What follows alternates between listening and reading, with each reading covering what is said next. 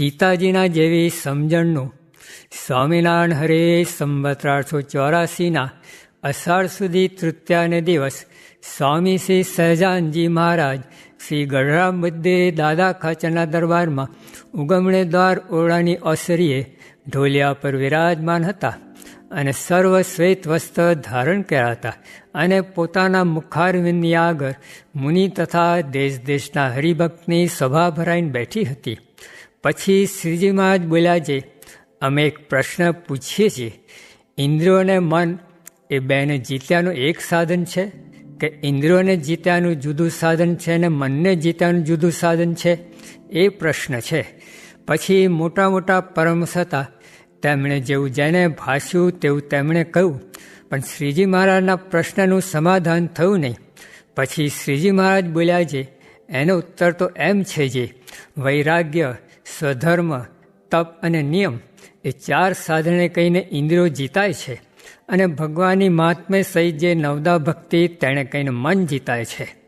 પછી મુક્તાન સ્વામી પૂછ્યું છે, જેવી નિર્વિકલ્પ સમાધિની વિશે ભગવાનના ભક્તને શાંતિ રહે છે તેવી એ સમાધિ વિના પણ શાંતિ રહે એવો શો ઉપાય છે?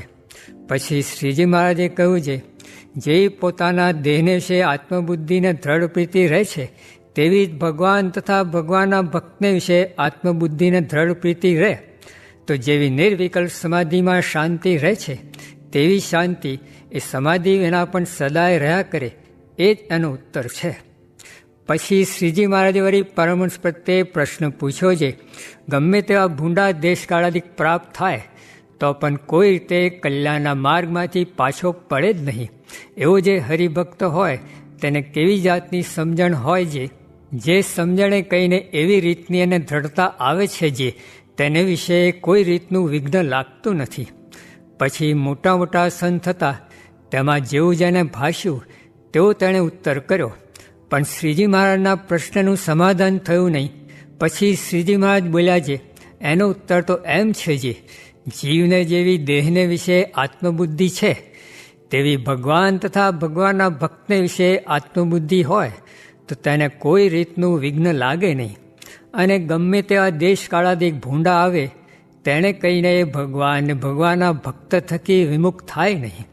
પછી વળી શ્રીજી મહારાજે પરમહંસ પ્રત્યે પ્રશ્ન પૂછ્યો છે, જાનકીજીને રામચંદ્રજીએ વનવાસ દીધો ત્યારે જાનકીજીએ અતિશય વિલાપ કરવા માંડ્યો ત્યારે લક્ષ્મણજી પણ અતિશય દિલગીર થયા. પછી સીતાજી લક્ષ્મણજી પ્રત્યે બોલ્યા છે, હું મારા દુઃખ સારું નથી રોતી, હું તો રામચંદ્રજીના દુઃખ સારું રહું છું. શા માટે જે રઘુનાથજી અતિ કૃપાળુ છે તે લોકાપવાદ સારું મને વનમાં મૂકી, પણ હવે એમ વિચારતા હશે જે સીતાને મેં વગર વાંકે વનમાં મૂકી છે એમ જાણીને કૃપાળુ છે તે મનમાં બહુ દુઃખ પામતા હશે. માટે રામચંદ્રજીને કહેજો છે, સીતાને તો કાંઈ દુઃખ નથી ને વાલ્મીક ઋષિના આશ્રમમાં જઈને સુખે તમારું ભજન કરશે, માટે તમે સીતાને દુઃખે કહીને કાંઈ દુઃખ પામશો માં. એમ સીતાજીએ લક્ષ્મણજી સંગાતે કહી મોકલ્યું, પણ કોઈ રીતે રામચંદ્રજીનો અવગુણ લીધો નહીં. એવી રીતે જે ભગવાન ને ભગવાનના ભક્તનો કોઈ રીતે અવગુણ લે નહીં. અને વૈરાગ્યને ધર્મ તે તો સામાન્યપણે હોય. એક હરિભક્ત તો એવો છે અને બીજો હરિભક્ત છે તેને તો વૈરાગ્યને ધર્મ તો અતિ આકરા છે, પણ સીતાજીના જે સમજણ નથી. એ 2 પ્રકારના હરિભક્ત છે, તેમાં કયા સંગાતે અતિશય પ્રીતિ રાખીને સોબત કરવી? પછી ચૈતન્યાનંદ સ્વામીએ કહ્યું છે, ધર્મને વૈરાગ્ય જો સામાન્યપણે હોય તો પણ જેની જાનકીજીના જે સમજણ હોય તેનો જ અતિશય પ્રીતિ કરીને સમાગમ કરો, પણ અતિશય વૈરાગ્યને ધર્મવાળો હોય ને ભગવાનના ભક્તનો અવગુણ લેતો હોય તો તેનો સંગ કરવો નહીં. પછી શ્રીજી મહારાજે કહ્યું છે, યથાર્થ ઉત્તર થયો ઇતિ વચનામૃતમ. એવી રીતે ગઢડા અંતર પ્રકરણનું 11મું વચનાવત જે તે થયું. આપણામાં ક્રિયાએ કરીને કે પદાર્થે કરીને કે હવેલીઓએ કરીને મોટપ ન સમજવી ને આપણામાં તો ધર્માદિકે કરીને મોટપ છે. સ્વામિનારાયણ હરે સ્વામીએ વાત કરી છે, એક દિવસ મહારાજે મને કહ્યું છે, કહો તો કાળ પાડીએ ને કહો તો ટૂંટિયું લાવીએ. ત્યારે મેં કહ્યું છે, કાળ પાડશો માં, ટૂંટિયું લાવજો.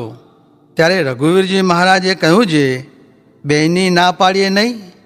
ત્યારે મેં કહ્યું છે, મહારાજની મરજી પ્રમાણે જ કહેવાય, પણ મરજી વિના તો કહેવાય જ નહીં. ને વળી બોલ્યા છે, એક દિવસ મેં મહારાજને કહ્યું છે, તમારા ઘરમાં અંધારું કેમ છે? જે ખેડૂત કામીને મરી જાય છે તેને ખાવા મળતું નથી, ને વેપારીને પરસેવો વળતો નથી તો પણ તેને ખાવા મળે છે, ને ખેડૂત ભૂખે મરે છે. તે દિવસથી મહારાજની દૃષ્ટિ થઈ છે, જે ખેડૂતના ઘરમાં હોય ત્યારે મોંઘું, ને વેપારીના ઘરમાં જાય ત્યારે સોંગું થાય છે, ને તે દિવસથી ખાવા મળે છે. તે જુઓ ને, રૂના ડૂચા લઈ જાય છે, ને 2 કરોડ સોનાના રાળ સાબરમતીને આ કાંઠે નાખી દે છે. એવું કર્યું છે, પણ પ્રભુ ભજવા નવરા થતા નથી. અરે, આપણે આવું ક્યાં હતું?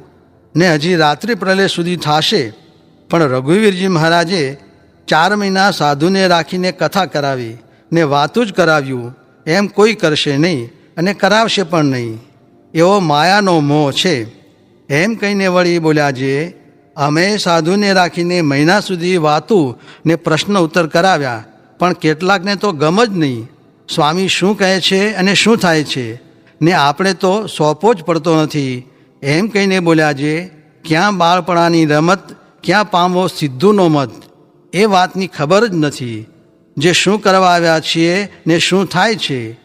એટલી વાત કરીને ડાબે પડખે પડખાભર થયા, ને સર્વે કીર્તન ગાવા લાગ્યા.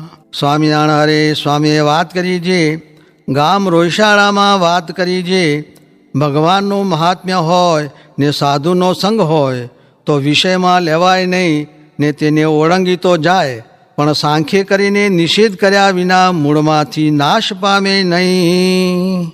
સ્વામિનારાયણ હરે સ્વામીએ વાત કરી છે, રાત્રે વાત કરી છે. ગોપાળ સ્વામી બહુ વાતો કરતા, તેથી મારે હેત હતું. સ્વામિનારાયણ હરે સ્વામીએ વાત કરી છે, શુદ્ધ થવાને તપ ને અનુવૃત્તિ 2 સાધન છે. તેમાં અનુવૃત્તિ છે તે અધિક છે, તે કરતાં આત્માને પરમાત્મા 2 જ રાખવા છે. સ્વામિનારાયણ હરે સ્વામીએ વાત કરી છે, મહારાજે કીડિયારાના રોગનું પણ કહ્યું છે, માટે તેનો ત્યાગ કરીને વિવેક 10મો નિધિ કહ્યો છે, તેનું ગ્રહણ કરશો તો સુખ થશે. અહો, જીવમાં અજ્ઞાનનો પાર નથી. કારખાનામાં, રાજામાં ને પધરામણીમાં મંડ્યા છે, તે શું શું કહીએ. ઓલ્યા જગતની પેઠે સાંજે કથાના 2 વચનામત માંડ વંચાવે, ને વળી પાછું તેનું તે. પણ તેણે કરીને ભગવાન રાજી ન થાય, માટે વિચારીને વર્તવું. સ્વામિનારાયણ હરે સ્વામીએ વાત કરી છે, અને આ તો શ્રેયાંશી બહુ વિજ્ઞાની અને લોકમાં પણ કહે છે જે સારા કામમાં 100 વિઘન. તે કાં તો ભક્તિ રૂપે માયાને પ્રેરે ને એકાંતમાં ધ્યાન કરાવે, એમ કરતે કરતે પાડી નાખે છે. તે માટે વિચારવું, અને જીવમાં ખોટ શું શું કહેવાય એમ મમત્વ બંધાય છે. હરે સ્વામીએ વાત કરી છે, મોલનું બળ ત્યાં લગી જ્યાં લગી નથી ખવાણો ખડજમાં, તેમ હરિજનનું બળ ત્યાં લગી જ્યાં લગી નથી આવ્યો વિમુખની વડજમાં. એમ બોલ્યા ને દેશકાળે વિચારજો, આ લોકમાં પોતાનું સુધારતા કોઈને આવડતું નથી, ને જો કાળ પડે તો માણસને ને છોકરાને કરડી ખાય. તે 69માં નજરે દીઠા. તે માટે હવેલી કે રૂપિયા કાંઈએ કામ નથી આવતા. દાણા સંગરવા, તે આંતર વસુ રાખવા, તે શિક્ષાપત્રીમાં પણ કહ્યું છે તે પ્રમાણે રહેવું, તો મોક્ષમાં વિઘ્ન ન આવે. એમ ઉપાય કરવો. કેમ જે રોટલા વગર દેહ રહે નહીં, એટલે ભગવાન ભજાય નહીં. સ્વામિનારાયણ હરે સ્વામીએ વાત કરી છે, એક કડીએ મહારાજની મૂર્તિ કરી. તે સૌ કહે ભારે કલમ છે. ત્યારે સ્વામી કહે, હા એ તો બહુ સારું, પણ મેં તો બધુંએ જોયું, તેમાં નિષ્કામીપણાની કલમ સૌથી ભારે જણાણી. તે કોઈથી ન રહે, માટે એ રાખવી. સ્વામિનારાયણ હરે સ્વામીએ વાત કરી છે, ગાંઠના રોટલા ખાઈને, નિકર મંદિરના રોટલા ખાઈને પણ આ વાતો સાંભળવી ને અજ્ઞાન ટાળવું. જો કોઈ ભગવાન ભજતા હોય તો મંદિરના રોટલા આપીએ, ને કોઈ 1000 રૂપિયા ખર્ચે તેણે કંઈ અજ્ઞાન જાય તેને પાછા 1થી 100 ગણા આપે. તે એક જણે 500 રૂપિયા મૂક્યા, તેને 100 લાખ આપશું, પણ કાંઈ વાતો સાંભળ્યા વિના અજ્ઞાન ગયું